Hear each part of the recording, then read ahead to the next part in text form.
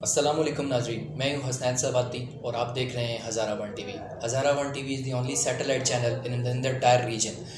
ناظرین، آج جو شخصیت ہمارے ساتھ موجود ہیں ان کا ایک مختصر سا تعارف کرواتا چلوں آپ کے سامنے کہ سن 1964 ان کی تاریخ پیدائش ہے۔ بانڈی میرا سے ان کا تعلق، یونین کونسل بگنوتر سے انہوں نے 2015 کے بلدیاتی انتخابات میں انہوں نے الیکشن لڑے اور نائب ناظم تحصیل سلیکٹ ہوئی یونین کونسل بگنوتر سے۔ اس کے علاوہ ان کا اگر تعارف کروایا جائے تو ایبٹ آباد کے تحصیل نائب ناظم بھی رہ چکے ہیں۔ اس کے علاوہ ناظرین، ان کی ایک خاصیت یہ بھی ہے کہ عرصہ 32 سال سے خود یہ صحافت کے شعبے سے منسلک ہیں، بہت ساری سماجی تنظیموں کے ساتھ منسلک رہے، اسلامی جمعیت طلباء اور جماعت اسلامی پاکستان کے بھی ممبر رہ چکے ہیں۔ ایک اور ان کے پولیٹیکل ٹینیور کی خاص بات اربن کو ساتھ اتحاد جو ہوا تھا، جس کے نتیجے میں کرنل ریٹائر غلام مصطفیٰ صاحب ضلع ناظم ایبٹ آباد اور current senator barrister Javed Abbasi صاحب ضلع نائب ناظم ایبٹ آباد منتخب ہوئے۔ اس اربن کو حصار اتحاد کی جو تشکیل ہے اس میں انہوں نے بہت اہم کردار ادا کیا۔ تو آئیے ملواتے ہیں ہم آپ کو ہمارے آج کے پہلے مہمان سردار شجاع احمد صاحب سے۔ سر السلام علیکم۔ وعلیکم السلام سر خوش آمدید کہتا ہوں میں آپ کو ہزارہ ون ٹی وی پہ۔ مہربانی، آپ کا ہزارہ ون ٹی وی پر آپ نے جو بلایا ہے آپ کا اور آپ کے ادارے کا شکریہ ادا کرتا ہوں۔ خیریت سر، توقع رکھتا ہوں کہ یہ معاشرے میں بہتری کے لیے اپنا رول ادا کرتا رہے گا انشاءاللہ سر، بہت شکریہ آپ کا۔ سردار صاحب، آپ خود جو ہے وہ بلدیاتی نظام سے منسلک رہے ہیں، تو میں پوچھنا چاہوں گا کہ جو موجودہ بلدیاتی نظام ہے اس کی خوبیاں اور خامیاں ہمیں کائنڈلی بیان کیجیے، کیونکہ آپ خود اس کا ایک حصہ رہ چکے ہیں۔ بلدیاتی نظام بنیادی طور پر تو میں سمجھتا ہوں کہ عوام کے لیے انتہائی ضروری ہے۔ اس کے ذریعے اگر اس ملک میں کوئی کام ترقیاتی کام عملاً دیہی علاقوں میں ہوئے ہیں، تو دیہی علاقوں کے عوام کو ریلیف ملا ہے، تو وہ 64 کے بلدیاتی انتخابات ہوں، 2002 کے ہوں یا کوئی اور ہوں، تقریباً تمام میں بلدیاتی نظام نے عوام کو ریلیف فراہم کیا ہے۔ مگر بدقسمتی سے اس نظام کو جب بھی بنایا گیا تو بیوروکریسی نے اس طرح بنایا اور اس چینل سے بنایا کہ اس میں اختیارات کم سے کم ہوں۔ بلدیاتی نظام بنیادی طور پر آئینی ضرورت ہے اور 73 کے آئین کے تحت بلدیاتی نظام کو 3 اختیارات حاصل ہونا ضروری ہیں۔ نمبر 1، اس کو مالی طور پر بااختیار ہو، نمبر 2، انتظامی طور پر بااختیار ہو، اور نمبر 3، معاشرتی طور پر بااختیار ہو۔ مگر سب سے زیادہ قدغن لگائی گئی وہ اس کے انتظامی اختیارات پر۔ اگر آج حقیقی بلدیاتی نظام ملک میں آ جائے تو ملک میں نہ تو مہنگائی رہے گی، نہ ہی جہالت رہے گی، اور نہ ہی صحت اور تعلیم کی سہولیات کی کمی۔ اس کی واضح مثال ہے کہ ترکی کا نظام بنیادی طور پر بلدیاتی نظام پر استوار ہے۔ موجودہ ترک صدر بلدیاتی طور پر استنبول کے میئر سے آ گیا ہے۔ انہوں نے پورے ملک کو ایک ایسا نظام دیا۔ اس طرح ایران میں، اس طرح بہت سے ممالک میں جو ہے بلدیاتی نظام کے ذریعے لوگ آ گیا ہے اور وہ آج ملک و قوم کے لیے کام کر رہے ہیں۔ بلدیاتی نظام میں بنیادی طور پر جو خرابی پیدا کی جاتی ہے وہ یہ ہے کہ اس کو ایسا، جس طرح آپ دیکھیں شہین ہے، میں اس کا خلیہ بگاڑ کر اس کی کوے کو کانٹ چھانٹ کر کے شہین بنا دیں، یہی نظر بلدیاتی نظام کا اثر ہوا ہے۔ بلدیاتی نظام میں اگر اختیارات اور طریقہ کار، ہمارا سب سے اچھا انتظامی لحاظ سے بلدیاتی نظام جو تھا وہ جنرل مشرف کا تھا، جس میں اختیارات کا توازن بھی تھا اور ڈبلنگ بھی نہیں ہو رہی تھی۔ موجودہ نظام مالی لحاظ سے سب سے بہتر ہے، مگر اس میں انتظامی اختیارات بالکل محدود کر دیے گئے، بلکہ اس کو اتنا غلط کر دیا گیا کہ 3 الگ الگ اس کے ان نے ڈویژنز بنائے۔ مثلا ولیج کونسل ہے، تحصیل کونسل ہے، ضلع کونسل ہے۔ یہ نظام تینوں نے الگ الگ فنڈز دینے ہیں، جس کی وجہ سے اس میں ڈپلیکیشن، آج بھی ہماری کروڑوں روپے کی اسکیم ہے صوبے میں، اسی پر پیمنٹ کی ہے ولیج کونسل نے، اسی پر تحصیل نے اور اسی پر ضلع نے، بلکہ بعض اوقات صوبائی اسمبلی نے اس پر فنڈ لگائے ہوئے ہیں، تو وہ قومی نقصان ہو رہا ہے۔ جبکہ اس کے مقابلے میں جنرل مشرف کے دور میں جو بلدیاتی نظام تھا اس میں یونین کونسل بنیاد تھی، اور یونین کونسل کا ناظم بر بنائے عہدہ ضلع کونسل کا ممبر ہوتا تھا، اور جو تحصیل کونسل کا ممبر تھا وہ نائب ناظم جو یونین کونسل کا ہے وہ تحصیل کونسل کا ممبر ہوتا۔ یونین ناظم اور نائب ناظم کا انتخاب براہ راست ہوتا تھا.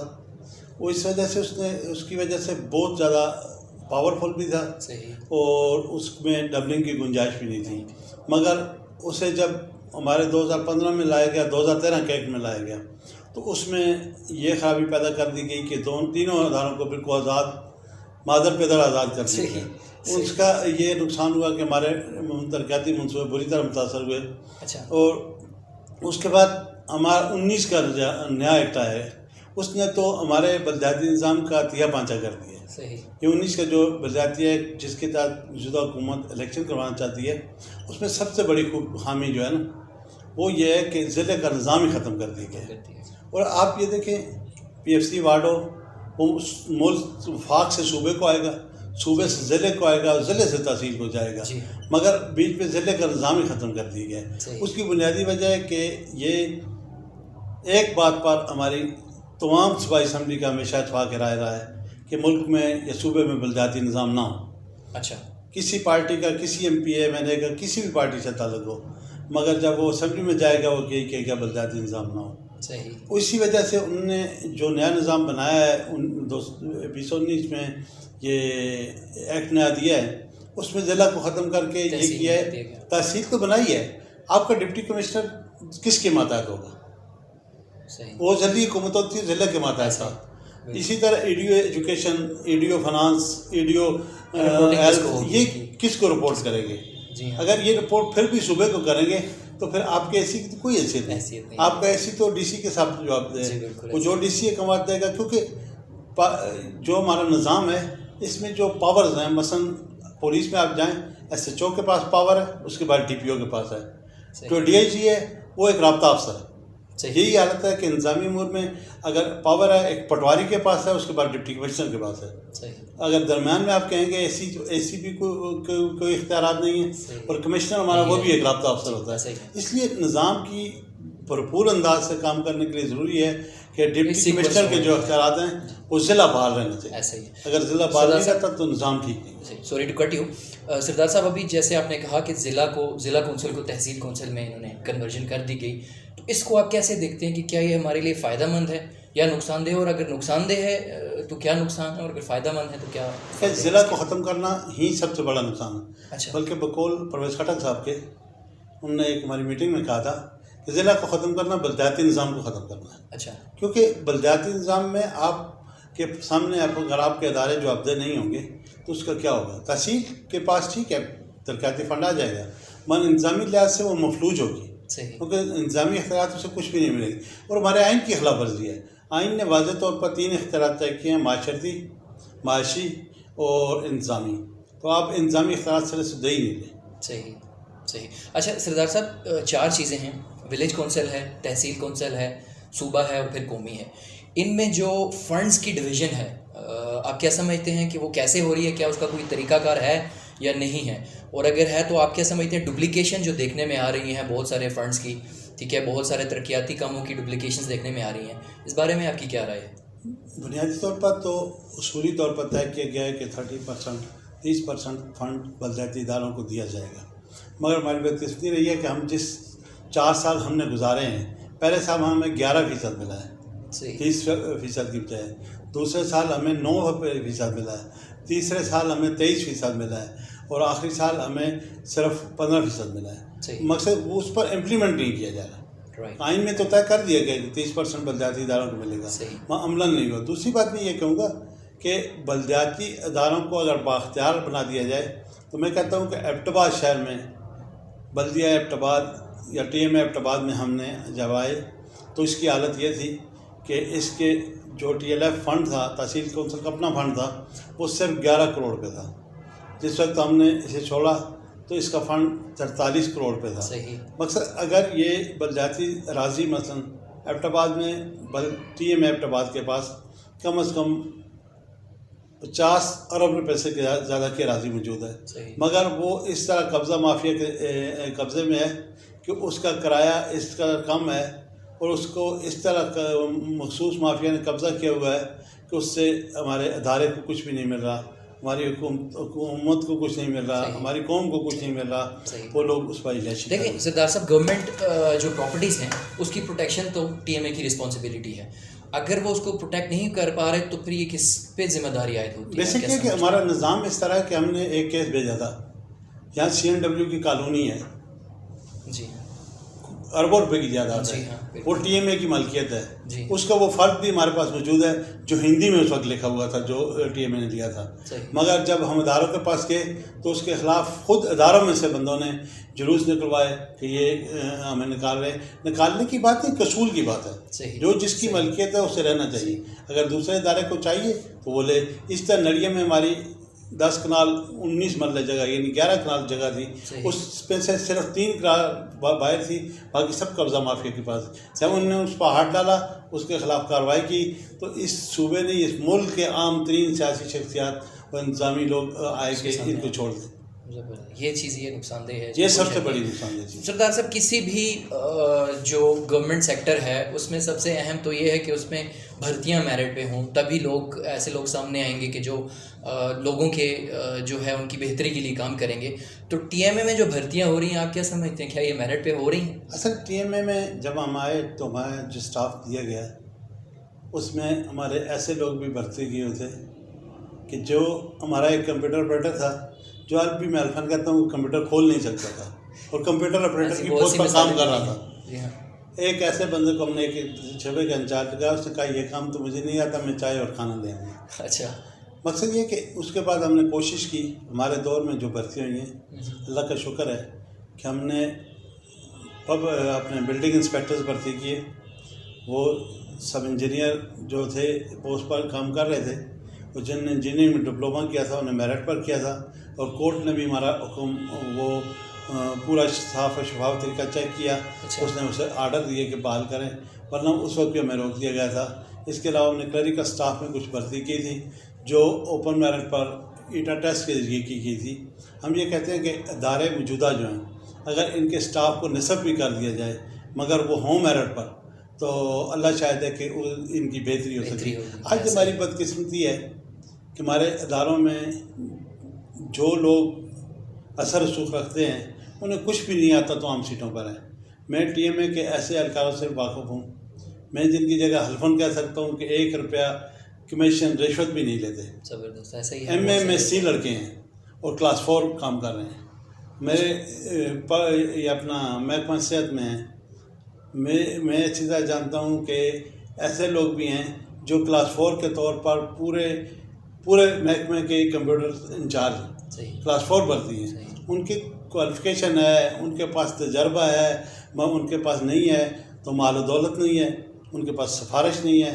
اگر اس ملک میں میرٹ کی پالیسی آ جائے تو ہمیں اس وقت دکھ ہوتا ہے کہ ایک بچہ MSc کر کے گیٹ میں کھڑا ہے اور پھر اسے کمپیوٹر پر بٹھا بھی دیا جاتا ہے تو اس کی تنخواہ یا اس کی مراحت میں کوئی اضافہ نہیں کیا جاتا. یہ اگر سرکاری ادارے میرٹ پر قائم کر دیے جائیں تو بہت سی خرابیاں دور ہو سکتی ہیں. بے شک ایسا ہی ہے.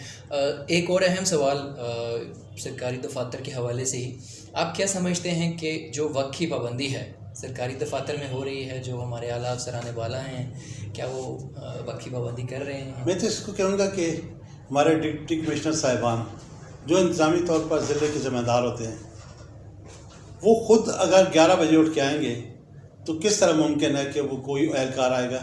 میں یہ کہتا ہوں کہ 1-2 محکموں کو چھوڑ کر اکثریت یعنی 99% محکموں میں یہ حالت ہے کہ افسران 11 بجے آتے ہیں اور 2 بجے نماز کے لیے نکلتے ہیں اور چلے جاتے ہیں. اور اس پر بھی بس نہیں، اب تو یہ حالت ہے کہ وہ کہتے ہیں کہ ہم حاضری جو ہے وہ تنخواہ کے لیے لگاتے ہیں اور کام جو ہے رشوت سے کریں گے. دیکھیں یہ لمحہ فکریہ ہے کسی بھی شہر کے لیے، کسی بھی علاقے کے لیے، کہ جہاں پہ سرکاری دفاتر میں اگر آفس ٹائمنگ کی پابندی نہیں کی جا رہی تو کیسے بہتری آئے گی ہمارے سسٹم میں. ہمارے لیے پاسبل نہیں ہے، ہمارے علاقے کے لیے پاسبل نہیں ہے کہ آفس ٹائمنگ کو ہم لوگ فالو نہ کریں اور ہم یہ سمجھیں کہ ہمارا علاقہ بہتری کی طرف جائے گا. سردار صاحب، آپ سے بات ہو رہی تھی ہمارا جو نظام ہے اس پہ، آپ کیا سمجھتے ہیں کہ جو موجودہ نظام ہے آپ کے اکارڈنگ کیا یہ عام شہری کی ضروریات کو پورا کر رہا ہے؟ بلدیاتی نظام کی بات، بلدیاتی نظام تو عام شہری کی، یہ نظام اجتماعی طور پر ہوتا ہے. بلدیات میں اگر ہمارے کچھ دوستوں نے آ کر بہت بہتری کی کوشش کی، مگر وہ اس لیے ناکام ہوئے کہ ان کو موجودہ نظام نے ساتھ نہیں دیا۔ بیسک بات یہ ہے کہ آپ 3 چیزیں ٹھیک کر لیں تو آپ کا سارا نظام ٹھیک ہو جائے گا۔ ضلع کا ڈپٹی کمشنر، ضلع کا DPO اور ضلع کا ناظم، یہ 3 ٹھیک ہوں تو کسی ادارے میں خرابی نہیں رہ سکتی۔ اگر یہ خود کرپٹ ہو، یہ خود ٹائم پر نہ آئے، یہ خود اگر برائیوں کی سرپرستی کریں تو پھر آپ کسی اچھائی کی بھی توقع نہیں کر سکتے۔ سر صاحب آپ خود بھی تحصیل نائب ناظم رہے ہیں ایبٹ آباد کے، تو اپنے دور کا کوئی اچیومنٹس ہمیں شیئر کریں ہمارے ساتھ کہ اپنے دور میں کیا بیٹرمنٹ کے لیے ایبٹ آباد میں آپ نے اپنے علاقے کے لیے کیا آپ نے؟ اللہ کا شکر ہے کہ ہمارے اللہ تعالیٰ نے ہمیں توفیق دی۔ ایبٹ آباد میں پہلی دفعہ 1 ارب 14 کروڑ روپے کا پروجیکٹ لائے ماشاء اللہ، سٹی بیوٹیفیکیشن کے لیے، اور 15 میں وہ شروع ہوا۔ پھر بعد میں اس کی سیاست کی نظر ہونے کی ایک لمبی کہانی ہے، مگر اس سے ہم نے کم از کم جناب باغ ٹھیک کیا، صحیح، شملہ شملہ ہل ٹھیک کی۔ جہاں تک ایبٹ آباد کی سڑکوں میں اس کے غلط استعمال کا تعلق ہے، اس کے ذمہ دار ہمارے وہ سیاستدان اور بیوروکریٹ ہوں گے کہ جنہیں ہم نے منع بھی کیا تھا کہ اس شہر میں اگر 3 چیزوں کو ٹھیک کر دیا جائے تو ایبٹ آباد کی سٹی بیوٹیفیکیشن بحال ہوگی۔ اور آج بھی میرا موقف وہی ہے کہ ایبٹ آباد میں سب سے پہلے آپ کو ریڑھی تھڑا جتنے ہیں ان کو متبادل دے کے ان کو ختم کرنا پڑے گا۔ صحیح۔ نمبر 2، ایبٹ آباد سے جو ہماری یہ ورکشاپس ہیں گاڑیوں کی، یہ اگر شہر سے باہر 1 کلومیٹر دور علاقوں میں منتقل کر کے ان کو پراپر طریقے سے ورکشاپس بنایا جائے تو یہ شہر کے جو مین روڈز ہیں یہ ٹھیک ہو جائے گی۔ اور اس کے لیے ہم نے تجاویز بھی دی تھی کہ موجودہ سوزوکی اسٹینڈ پر اگر 3 منزلہ 4 منزلہ بلڈنگ بنا دی جائے، نیچے سوزوکی اسٹینڈ رہے کیونکہ شہر کی ضرورت ہے، اس کے اوپر اگر ان لوگوں کو متبادل دے دیا جائے اور ان سے یہ قانونی طور پر صوبائی اسمبلی اور ضلع اسمبلی اور تحصیل اسمبلی پاس کر دے کہ آئندہ کسی کو یہ تھڑا لگانے کی اجازت نہیں ہوگی، شہر میں خوبصورتی آئے گی۔ مگر وہ پیسے جس بے دردی سے بالکل ٹھیک سڑکوں کو توڑ کر لگائے گئے وہ ہمارے لیے دکھ کا مقام ہے۔ ہم جہاں تک بلدیہ ایبٹ آباد کا اپنا ہے، ہم آئے تو طیب ارغان پلازہ کی مسئلہ التوا میں تھا، ہم نے اسے مکمل طور پر درست کیا، اس سے اللہ کا شکر ہے 10 کروڑ روپے سے زیادہ آمدن ہوئی۔ اس کے بعد ہم نے جناب پلازہ بنایا اور انشاءاللہ جناب پلازہ تبدیل ہونے کے بعد، تعمیر مکمل ہونے کے بعد اس سے یہ صورتحال پیدا ہوگی کہ ایبٹ آباد میں بغیر ٹیکس لگائے اس ادارے کو چلایا جا سکے۔ بہت بڑی اچیومنٹ ہے سردار صاحب، بہت شکریہ آپ کا ہمیں وقت دینے کا۔ بلدیاتی نظام پہ بہت اہم سوالات تھے جن کے آپ نے جوابات دیے اور لوگ جاننا چاہتے تھے بلدیاتی نظام کے بارے میں۔ بہت شکریہ آپ کا، تھینک یو ویری مچ۔ ناظرین بہت شکریہ ہمارا یہ پروگرام دیکھنے کا۔ انشاءاللہ زندگی ہوئی تو دوبارہ کسی شخصیت کے ساتھ آپ کے سامنے دوبارہ حاضر ہوں گے۔ اجازت دیجیے حسنین سواتی کو۔ السلام علیکم۔